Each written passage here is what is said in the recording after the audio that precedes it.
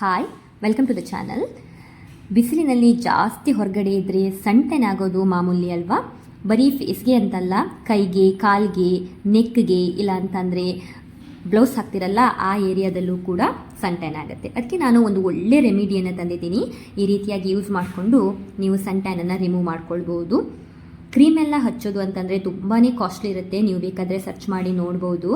ಅದಕ್ಕೆ ಈ ರೀತಿಯಾಗಿ ಸಿಂಪಲ್ಲಾಗಿ ಮನೆಯಲ್ಲೇ ಇರುವಂಥ ಐಟಮನ್ನು ಹಾಕೊಂಡ್ಬಿಟ್ಟು ಹೋಮ್ ರೆಮಿಡಿ ಮಾಡೋಣ.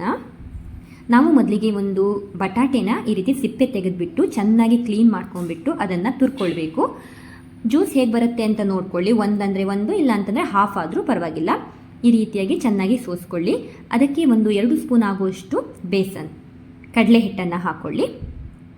ಹಾಗೆಯೇ 1 ಚಿಟಿಕೆ ಆಗುವಷ್ಟು ಟರ್ಮರಿಕ್ ಅರಶಿನ ಪೌಡರನ್ನು ಹಾಕೊಂಡ್ಬಿಟ್ಟು ಚೆನ್ನಾಗಿ ಈ ರೀತಿಯಾಗಿ ಅದನ್ನು ಕಲಿಸ್ಕೋಬೇಕು. ತುಂಬ ನೀರಾಗಿ ಮಾಡ್ಕೊಳ್ಬೇಡಿ, ದಪ್ಪ ಇರಲಿ, ಹಚ್ಕೊಳ್ಳೋಕೆ ಈಸಿ ಆಗುತ್ತೆ. ಈ ರೀತಿಯಾಗಿ ನೀವು ಹಚ್ಕೊಳ್ಬೇಕು. ಚಮಚದಲ್ಲಿ ನಿಮಗೆ ಕಂಫರ್ಟ್ ಆಯಿತು ಅಂತಂದರೆ ಈ ರೀತಿಯಾಗಿ ಚಮಚದಲ್ಲಿ ಹಚ್ಕೊಳ್ಳಿ, ಇಲ್ಲ ಅಂತಂದರೆ ಕೈಗಳಲ್ಲೇ ಹಚ್ಕೊಳ್ಬೋದು. ಚೆನ್ನಾಗಿ ಇದನ್ನು ನಿಮ್ಮ ಫೇಸ್ಗೆ ಎಲ್ಲ ಹಚ್ಕೊಳ್ಬೇಕು.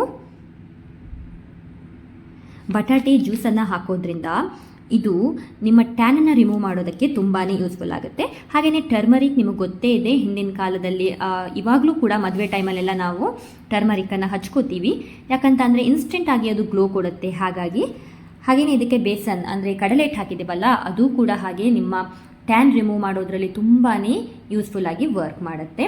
ಈ ರೀತಿಯಾಗಿ ಹಚ್ಕೊಂಡ್ಬಿಟ್ಟು ಒಂದು 20 ನಿಮಿಷ, ಇಲ್ಲ ಅಂತಂದರೆ ಒಂದು 1/4 ಗಂಟೆ ತನಕ ನಿಮ್ಮ ಫೇಸಲ್ಲಿ ಇರೋದಕ್ಕೆ ಬಿಡಿ. ತುಂಬ ಡ್ರೈ ಆಗಬಾರ್ದು. ಸ್ವಲ್ಪ ಡ್ರೈ ಆದ ಮೇಲೆ ಈ ರೀತಿ ನಿಧಾನವಾಗಿ ಸ್ಮೂತಾಗಿ ಅದನ್ನು ಮಸಾಜ್ ಮಾಡಿಕೊಳ್ಬೇಕು.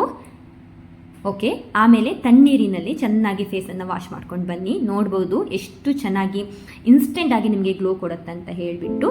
ಮತ್ತು ನಿಮ್ಮ ಫೇಸನ್ನು ತುಂಬ ಉಜ್ಜೋದಕ್ಕೆ ಹೋಗಬೇಡಿ, ಜಸ್ಟ್ ಟ್ಯಾಪ್ ಮಾಡಬೇಕು ಅಷ್ಟೇ. ಓಕೆ, ಈ ವಿಡಿಯೋ ಇಷ್ಟ ಆದರೆ ಸಬ್ಸ್ಕ್ರೈಬ್ ಮಾಡ್ಕೊಳ್ಳಿ. ಹಾಗೆಯೇ ಒಂದು ಲೈಕ್ ಕೊಡೋದನ್ನು ಮರಿಬೇಡಿ. Thank you.